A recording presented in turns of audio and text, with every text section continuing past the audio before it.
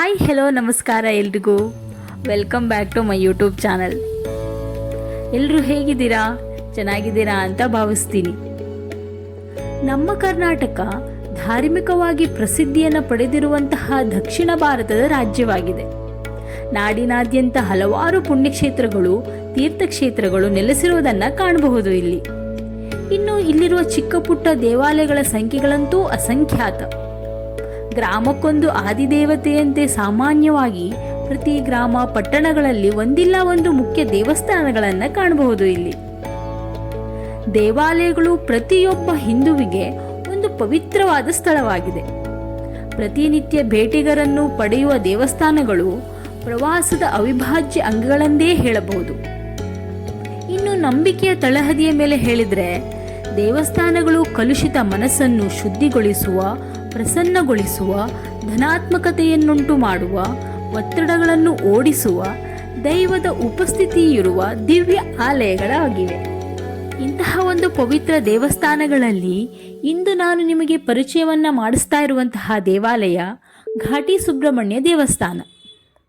ಇದು ಸುಬ್ರಹ್ಮಣ್ಯ ಮತ್ತು ಲಕ್ಷ್ಮೀ ನರಸಿಂಹ ದೇವರಿಗೆ ಸಮರ್ಪಿತವಾದಂತಹ ದೇವಾಲಯವಾಗಿದೆ.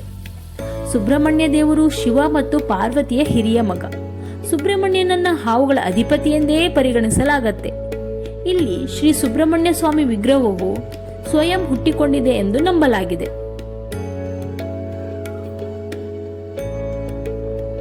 ಈ ದೇವಾಲಯವು ಬೆಂಗಳೂರು ಜಿಲ್ಲೆಯ ದೊಡ್ಡಬಳ್ಳಾಪುರ ತಾಲೂಕಿನಲ್ಲಿರುವ 600 ವರ್ಷಗಳಷ್ಟು ಹಳೆಯದಾದ ದೇವಾಲಯವಾಗಿದೆ.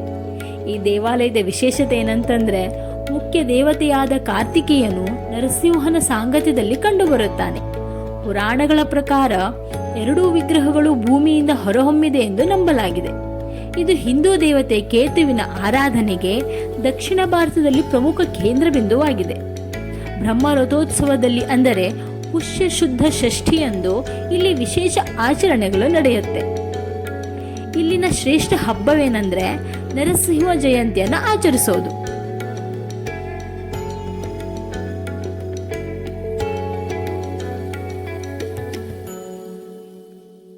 ಆರ್ನೂರು ವರ್ಷಗಳ ಇತಿಹಾಸವನ್ನು ಹೊಂದಿರುವಂತಹ ಈ ದೇವಸ್ಥಾನವನ್ನು ಬಳ್ಳಾರಿಯ ಕೆಲವು ಭಾಗಗಳನ್ನು ಆಳಿದಂತಹ ಸಂಡೂರು ರಾಜವಂಶದ ಘೋರ್ಪಡೆ ಈ ದೇವಸ್ಥಾನವನ್ನು ನಿರ್ಮಿಸುತ್ತಾನೆ. ರಾಜನ ಕನಸಿನಲ್ಲಿ ಭಗವಂತನು ಕಾಣಿಸಿಕೊಂಡು ತಾನು ಇರುವಂತಹ ಸ್ಥಳವನ್ನು ಬಹಿರಂಗಪಡಿಸ್ತಾನೆ ಎನ್ನುವ ನಂಬಿಕೆ ಇದೆ. ಸಿಬ್ಬಂದಿ ಹಾಗೂ ಗ್ರಾಮಸ್ಥರ ನೆರವಿನೊಂದಿಗೆ ರಾಜನು ಸ್ವಯಂ ಮೂರ್ತಿಯನ್ನು ಹೊರತೆಗೆದು ದೇವಸ್ಥಾನದ ನಿರ್ಮಾಣಕ್ಕೆ ಕಾರಣನಾಗ್ತಾನೆ. ದಂತಕಥೆಗಳ ಪ್ರಕಾರ ಸುಬ್ರಹ್ಮಣ್ಯನು ಸರ್ಪವೇಷದಲ್ಲಿ ಬೆಟ್ಟದ ಮೇಲೆ ಕಠಿಣ ತಪಸ್ಸನ್ನು ಮಾಡಿದ ಈ ಸ್ಥಳವನ್ನ ಪೂಜ್ಯನೀಯ ಭಾವನೆಯಿಂದ ನೋಡಲಾಗುತ್ತೆ. ನರಸಿಂಹದೇವರು ಮತ್ತು ಸುಬ್ರಹ್ಮಣ್ಯ ದೇವರು ಇಲ್ಲಿ ಒಂದು ವಿಗ್ರಹದ ಮೇಲೆ ಸ್ವಯಂ ಪ್ರಕಟಗೊಂಡಿದ್ದು, ನರಸಿಂಹದೇವರು ಪಶ್ಚಿಮಕ್ಕೆ ಮತ್ತು ಸುಬ್ರಹ್ಮಣ್ಯ ದೇವರು ಪೂರ್ವಕ್ಕೆ ಮುಖ ಮಾಡಿದ್ದಾರೆ. ಘಾಟಿ ಸುಬ್ರಹ್ಮಣ್ಯ ದೇವಸ್ಥಾನದಲ್ಲಿರುವ ದೇವತೆಗಳ ವಿಗ್ರಹಗಳು ಸ್ವಯಂಭೂ ಎಂದು ನಂಬಲಾಗಿದ್ದು, ಸುಬ್ರಹ್ಮಣ್ಯ ದೇವರ ನಾಗಾವತಾರವನ್ನು ಇಲ್ಲಿ ಹೆಚ್ಚಾಗಿ ಕಾಣಬಹುದು. ಘಾಟಿ ಅಂದ್ರೆ ಇದರ ಅರ್ಥ ಮಡಿಕೆ ಎಂಬುದಾಗಿ. ಈ ಪದವು ಸಂಸ್ಕೃತದಿಂದ ಬಂದಿದ್ದು, ಸರ್ಪದ ಹೆಡೆಯು ಮಡಿಕೆಯಂತಿದೆ. ಸುಬ್ರಹ್ಮಣ್ಯನ ರೂಪವು 7 ಹೆಡೆಗಳ ಹಾವಿನಂತಿದ್ದು, ಸುಬ್ರಹ್ಮಣ್ಯನು ಘಟಿಕಾಸುರನೆಂಬ ರಾಕ್ಷಸನನ್ನು ಕೊಂದ ಸ್ಥಳ ಇದು ಎಂದು ನಂಬಲಾಗಿದೆ. ಸರ್ಪದೋಷ ಹೊಂದಿರುವ ಜನರು ಪ್ರಾರ್ಥನೆ ಸಲ್ಲಿಸಿದ ನಂತರ ಭಗವಂತನ ಆಶೀರ್ವಾದ ಪಡೆಯಲು ಇಲ್ಲಿಗೆ ಬರ್ತಾರೆ. ಮಕ್ಕಳಿಲ್ಲದ ದಂಪತಿಗಳು ಪ್ರತಿಜ್ಞೆ ಮಾಡುವ ಮೂಲಕ ಭಗವಂತನಿಂದ ಮಕ್ಕಳಾಗುತ್ತಾರೆ ಎಂಬುದು ಭಕ್ತರ ನಂಬಿಕೆಯಾಗಿದೆ.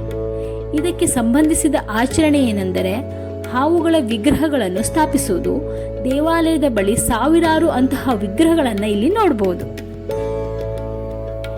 ಡಿಸೆಂಬರ್ನಲ್ಲಿ ನಡೆಯುವಂತಹ ಜಾತ್ರೆ ಬಹಳ ಪ್ರಸಿದ್ಧಿಯನ್ನು ಪಡೆದಿದ್ದು, ನೆರೆಯ ತಮಿಳುನಾಡು, ಆಂಧ್ರಪ್ರದೇಶ, ಕೇರಳ, ಮಹಾರಾಷ್ಟ್ರ ಸೇರಿದಂತೆ ಕರ್ನಾಟಕದ ಹಲವು ಭಾಗಗಳಿಂದ ರೈತರು ಜಾನುವಾರು ಜಾತ್ರೆಯಲ್ಲಿ ಪಾಲ್ಗೊಳ್ಳುತ್ತಾರೆ. ಅಷ್ಟೇ ಅಲ್ಲ, ಈ ಒಂದು ಪುಣ್ಯಕ್ಷೇತ್ರದ ಹತ್ತಿರದಲ್ಲಿ ರಾಷ್ಟ್ರೋತ್ಥಾನ ಗೋಶಾಲೆಯನ್ನು ನೀವು ನೋಡಬಹುದು.